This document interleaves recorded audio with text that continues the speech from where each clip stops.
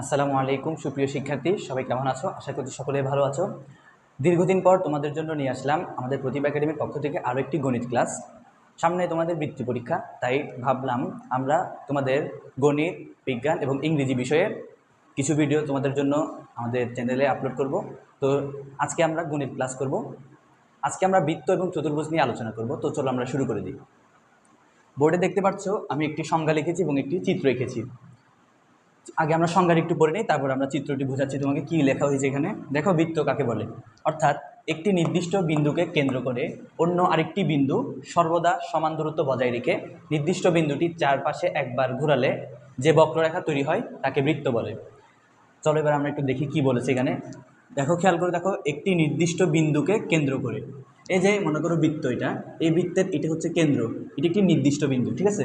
এই নির্দিষ্ট বিন্দুকে কেন্দ্র করে অন্য আরেকটি বিন্দু বলতে যে কোনো জায়গায়, পরিধির যে কোনো জায়গায়। মনে করো আমি যদি এখানে একটা বৃত্ত আঁকি, এই যে এখান থেকে বৃত্তটা আমি শুরু করবো এইভাবে, অর্থাৎ আমি শুরু করেছি এখান থেকে, তাহলে একটি নির্দিষ্ট বিন্দুকে কেন্দ্র করে অন্য একটি বিন্দু, এই যে অন্য এই বিন্দুটি সর্বদা সমান দূরত্ব বজায় রেখে, সর্বদা সমান দূরত্ব বলতে এই বিন্দু থেকে এতটুকু পর্যন্ত যে দূরত্ব, ঠিক এখান থেকেও এতটুকু সেই একই দূরত্ব হবে, সর্বদা সমান দূরত্ব বজায় রেখে নির্দিষ্ট বিন্দুটির চারপাশে, এই যে এই বিন্দুটি, এই নির্দিষ্ট বিন্দুর চারপাশে একবার ঘোরালে এই বিন্দুটি, নির্দিষ্ট বিন্দুটির চারপাশে একবার ঘোরালে যে বক্ররেখা তৈরি হয় তাকে আমরা বৃত্ত বলি। এই দেখো, এখানে হচ্ছে একটি বিন্দু, এখানে একটি বিন্দু, এটা হচ্ছে যে নির্দিষ্ট বিন্দু। আমরা যদি এখানে নামকরণ করি, মনে করো এটার নাম হলো এ এবং এটার নাম হলো বি, তাহলে বি বিন্দুটি সর্বদা সমান দূরত্ব বজায় রাখবে এ হতে, অর্থাৎ এ হচ্ছে কেন্দ্র থেকে বি বিন্দুটি সর্বদা সমান দূরত্ব বজায় রেখে নির্দিষ্ট বিন্দু অর্থাৎ এ বিন্দুটির চারপাশে একবার ঘোরালে যে বক্ররেখা তৈরি হয় তাকে হচ্ছে বৃত্ত বলি। এখন বক্ররেখা কি, এখানে একটু খেয়াল করো। মনে করো আমি একটা রেখা আঁকলাম, এটা হচ্ছে সমান্তরাল রেখা বা সরল রেখা, এটা হচ্ছে একদম সোজা, কিন্তু আমরা যদি একটু বাঁকা করে আঁকি তাহলে সেটাকে বলা হয়ে থাকে বক্ররেখা। এখন এই যে এখানে একটা তোমরা দেখতে পাচ্ছ, এটা কি সরল রেখা নাকি বক্ররেখা? অবশ্যই বক্ররেখা, কারণ এটা বাঁকা, এটা সোজা নয়। সোজা হলে সরল রেখা এবং যদি বাঁকা হয় তাহলে সেটাকে বলবো আমরা বক্ররেখা। আশা করি তোমরা বুঝতে পেরেছো। আশা করি বৃত্ত কাকে বলে তোমরা বুঝে গিয়েছো। এখন আমরা বৃত্তের বাকি অংশ নিয়ে আলোচনা করব। তো বোর্ডে প্রথমে আমি একটি বৃত্ত আঁকি। মনে করো এটি একটি বৃত্ত, ঠিক আছে?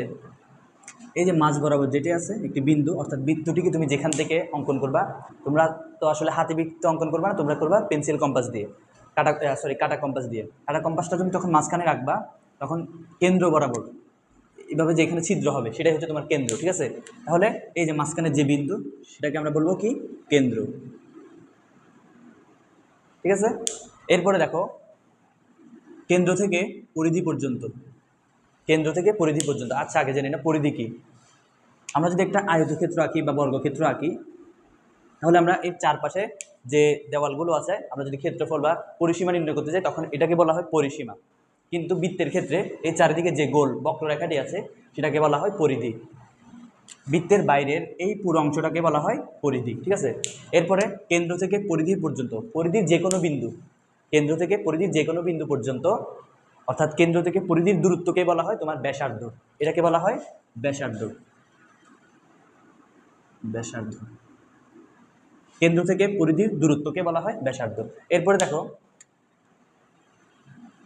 পরিধির উপর যে কোনো দুটি বিন্দু যদি কেন্দ্রগামী হয়, পরিধির উপরে যে কোনো দুটি বিন্দু যদি কেন্দ্রগামী হয়, কেন্দ্র অর্থাৎ কেন্দ্র দিয়ে যাবে, তাহলে পরিধির উপর এখানে একটা বিন্দু এবং এখানে একটি বিন্দু, এই দুটি বিন্দু যদি কেন্দ্র দিয়ে যায়, অর্থাৎ পরিধিস্থ যে কোনো দুটি বিন্দু কেন্দ্রগামী হলে তাকে বলা হয় ব্যাস। তাকে কি বলা হয়? তাকে বলা হয় ব্যাস। অর্থাৎ এই মাঝ বরাবর যেতে হবে, সেটা এদিক থেকে হতে পারে, এদিক থেকে হতে পারে, এদিক থেকে হতে পারে, অর্থাৎ কেন্দ্রগামী হলেই তাকে ব্যাস বলবো। যদি কেন্দ্রগামী না হয় সেক্ষেত্রে কিন্তু সেটা ব্যাস হবে না। অর্থাৎ এটা যেহেতু কেন্দ্রগামী তাহলে সেটাকে আমরা বলবো ব্যাস। এরপরে পরিধির যে কোনো দুটি বিন্দুর সংযোজক সরল রেখা, যে কোনো দুটি বিন্দু, মনে করো আমি এখানে একটা বিন্দু নিলাম, পরিধি থেকে এখানে একটা বিন্দু নিলাম, যে কোনো দুটি বিন্দুর সংযোজক সরল রেখা, আমি যদি এই দুটোকে যুক্ত করে দিই, এই বিন্দু আর এই বিন্দু যদি যুক্ত করে দিই তাহলে এটাকে বলবো, এই যে রেখাংশ, এই রেখাংশকে আমরা বলবো জ্যা। এখন আমি এটা এখান থেকেও দিতে পারি, এখান থেকেও দিতে পারি, এখান থেকেও দিতে পারি, যেখান থেকে ইচ্ছা সেখানে, কিন্তু পরিধির যে কোনো দুটি বিন্দু যুক্ত হতে হবে, তবে সেটা কেন্দ্রগামী হতে পারবে না। আশা করি তোমরা বুঝতে পারছো। এই যে এটাকে কি বলে, এটাকে বলা হয় জ্যা। পরিধির যে কোনো একটি অংশকে চাপ বলা হয়। অর্থাৎ মনে করো এখান থেকে এতটুকু পর্যন্ত, এই যে এই অংশটাকে বলা হয় চাপ। তোমাদের পাঠ্য বইয়ের পৃষ্ঠা নম্বর 109 পৃষ্ঠায় দেখো ব্যাস, জ্যা, তারপর হচ্ছে বৃত্তচাপ, ব্যাসার্ধ, এগুলো সম্পর্কে জানা আছে। বৃত্তচাপ কাকে বলে, পরিধির যে কোনো একটি অংশ। তোমাদের পাঠ্য বইয়ে একটি অংশ দেওয়া আছে, আমি যদি চিত্রটা একটু মুছে দিই তাহলে তুমি খেয়াল করো। এটা হলো বিন্দু, সরি এটা হচ্ছে বৃত্ত, এটা হচ্ছে বিন্দু, অর্থাৎ এই বিন্দুকে আমরা বলবো কেন্দ্র। কেন্দ্র। এরপরে কেন্দ্র থেকে পরিধির দূরত্বকে বলবো ব্যাসার্ধ। পরিধির যে কোনো দুটি বিন্দু কেন্দ্রগামী হলে, পরিধির যে কোনো দুটি বিন্দু যদি কেন্দ্রগামী হয় তাহলে তাকে আমরা বলবো ব্যাস, অর্থাৎ এটি হলো ব্যাস। পরিধির যে কোনো দুটি বিন্দু সংযোজক সরলরেখা, যে কোনো দুটি বিন্দু, তবে কেন্দ্র হতে পারবে না, অর্থাৎ কেন্দ্র দিয়ে যেতে পারবে না। এই যে এখানে একটি বিন্দু, এখানে একটি বিন্দু, এই দুটি যদি সংযোগ করে দিই তাহলে এটাকে আমরা বলবো জ্যা। আর বৃত্তচাপ হলো বৃত্তের বা পরিধির যে কোনো একটি অংশ। এই যে এই পুরো বক্ররেখাকে আমরা বলছি পরিধি, তাহলে এখান থেকে যদি আমি এতটুকু পর্যন্ত নিই তাহলে এই যে উপরে যে অংশ, অর্থাৎ এইটুকু পর্যন্ত, এটাকে একটা অংশ, এটাকে বলা হয় বৃত্তচাপ, সংক্ষেপে এটাকে চাপ বলে। তাহলে এটা কি চাপ। আশা করছি তোমরা সব কিছু বুঝেছো। আর এই যে বক্ররেখাকে কি বলে, বক্ররেখাকে বলা হয় পরিধি। পরিধি। আশা করছি বৃত্ত নিয়ে সমস্ত কিছু তোমাদের জানা হয়ে গেছে। যদি কোনো কনফিউশন থাকে অবশ্যই কমেন্ট বক্সে বলুন। তো চলো এবারে আমরা চতুর্ভুজ নিয়ে আলোচনা করি। চতুর্ভুজের অনেকগুলো প্রকারভেদ রয়েছে। প্রথমে আমরা আয়ত এবং বর্গ নিয়ে আলোচনা করব। তো দেখো আমি একটি আয়ত এবং একটি বর্গ আঁকি। মনে করো এটি হলো একটি আয়তক্ষেত্র আর এটি হলো একটি বর্গক্ষেত্র। এটা যদি ক দিই, তোমাদের পাঠ্য বইয়ের 100 নম্বর পৃষ্ঠায় শুরুতে আয়ত এবং বর্গ নিয়ে আলোচনা করা হয়েছে। তো দেখো আয়ত কাকে বলে, বর্গ কাকে বলে। যে চতুর্ভুজের, এটা কিন্তু চতুর্ভুজ কারণ এটি 4টি কোণা রয়েছে এবং 4 বাহু দ্বারা আবদ্ধ ক্ষেত্র। তাহলে যে চতুর্ভুজের বিপরীত বাহুগুলো সমান এবং সবগুলো কোণ 90 ডিগ্রি বা সমকোণ, তাকেই বলা হয় আয়ত। একটু খেয়াল করে দেখো, এই বাহু এবং এই বাহু সমান, অর্থাৎ এটা যদি 5 সেন্টিমিটার হয় তাহলে এটাও 5 সেন্টিমিটার হবে, এবং এই বাহুর সাথে এই বাহু সমান। এটা যদি 6 সেন্টিমিটার হয় এটাও 6 সেন্টিমিটার হবে। তাহলে যে চতুর্ভুজের বিপরীত বাহুগুলো সমান এবং প্রত্যেকটি কোণ সমকোণ বা 90 ডিগ্রি, এই যে এই কোণটাকে যদি তোমরা চাঁদা দিয়ে পরিমাপ করো তাহলে দেখবা এটার মান 90 ডিগ্রি। তাহলে প্রত্যেকটি কোণের মান 90 ডিগ্রি বা এক সমকোণ হয়, তাহলে তাকে আয়ত বলে। এটা হচ্ছে আয়তক্ষেত্র। তাহলে আমরা আবার যদি বলি আয়তক্ষেত্র কাকে বলে, যে চতুর্ভুজের বিপরীত বাহুগুলো সমান এবং সমান্তরাল এবং প্রত্যেকটি কোণ সমকোণ, তাকে বলা হয় আয়তক্ষেত্র। এরপর দেখো বর্গক্ষেত্র, এটি হলো বর্গক্ষেত্র। বর্গ, বর্গ কাকে বলে, যে চতুর্ভুজের প্রত্যেকটি বাহু সমান এবং প্রত্যেকটি কোণ সমকোণ, তাকে বলা হয় বর্গক্ষেত্র। যে চতুর্ভুজের প্রত্যেকটি বাহু সমান এবং প্রত্যেকটি কোণ সমকোণ বা 90 ডিগ্রি, তাকে বলা হয় বর্গক্ষেত্র। দেখো খেয়াল করে এটি এটি এবং এটি এটি সবগুলো কিন্তু একই। এটা যদি 5 সেন্টিমিটার ধরি আমরা তাহলে সবগুলোই 5 সেন্টিমিটার হবে। তাহলে এটা হচ্ছে আয়ত এবং এটা হচ্ছে বর্গক্ষেত্র। আশা করি তোমরা বুঝতে পেরেছো। এবারে আমরা তোমাদের পাঠ্য বইয়ের 102 পৃষ্ঠা এবং 103 পৃষ্ঠা নিয়ে আলোচনা করব। আমাদের পাঠ্য বইয়ের 102 নম্বর পৃষ্ঠায় সামান্তরিক ও ট্রাপিজিয়াম নিয়ে আলোচনা করা হয়েছে। তোমরা বোর্ডে দেখতে পাচ্ছ দুটি চিত্র, এটা হচ্ছে সামান্তরিক এবং হচ্ছে ট্রাপিজিয়াম। এখন সামান্তরিক কাকে বলে আর ট্রাপিজিয়াম কাকে বলে। সামান্তরিক হচ্ছে যে চতুর্ভুজের 2 জোড়া বাহু পরস্পর সমান্তরাল এবং কোনো কোণ সমকোণ নয়, তাকেই সামান্তরিক বলে। খেয়াল করে দেখো এই বাহু এবং এই বাহু এবং এই বাহু আর এই বাহু 2 জোড়া বাহু পরস্পর সমান্তরাল, এ সমান্তরাল এবং এর সমান্তরাল, কিন্তু কোনো কোণ সমকোণ নয়, অর্থাৎ কোনো কোণ সমান নয়, কোনো কোণই সমান হবে না, কিন্তু বিপরীত কোণগুলো কিন্তু সমান হবে। সেটা তোমাদের লাগছে না, তোমাদের বইয়ে দেওয়া আছে। যে চতুর্ভুজের 2 জোড়া বাহু পরস্পর সমান্তরাল তাকে সামান্তরিক বলে। তাহলে ট্রাপিজিয়াম কাকে বলে, যে চতুর্ভুজের 1 জোড়া বাহু সমান্তরাল তাকে ট্রাপিজিয়াম বলে। তোমাদের মনে রাখার জন্য ট্রাপিজিয়াম এক জোড়া, সামান্তরিক দুই জোড়া, এই কথাটা তোমরা মনে রাখতে পারো। যে চতুর্ভুজের দুই জোড়া বাহু সমান্তরাল তাকে দুই জোড়া বাহু পরস্পর সমান্তরাল তাকে সামান্তরিক, এবং যে চতুর্ভুজের এক জোড়া বাহু পরস্পর সমান্তরাল তাকে ট্রাপিজিয়াম বলে।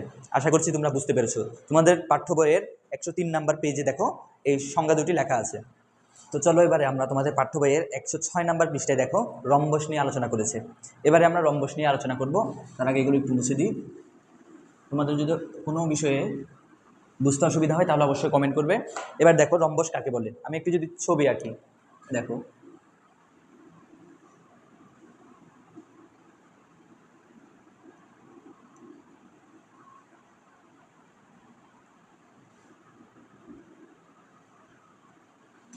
এটা হচ্ছে একটি রম্বস। রম্বস তো দেখো বোর্ডে আমি একটি রম্বস এঁকেছি। এখন রম্বস কাকে বলে তোমাদের পাঠ্য বই দেওয়া আছে, যে চতুর্ভুজের চারটি বাহুর দৈর্ঘ্য সমান তাকে বলা হয় রম্বস। অর্থাৎ এই বাহুর দৈর্ঘ্য যা হবে প্রত্যেকটি বাহুর দৈর্ঘ্য সমান হবে। তাহলে যে চতুর্ভুজের চারটি বাহুর দৈর্ঘ্য সমান তাকে বলা হয় রম্বস। রম্বস কিন্তু এক ধরনের বর্গ। আমরা বর্গের ক্ষেত্রে পড়েছি যে চতুর্ভুজের চারটি বাহুর দৈর্ঘ্য সমান এবং প্রত্যেকটি কোণ সমকোণ তাকে বলা হয় বর্গ।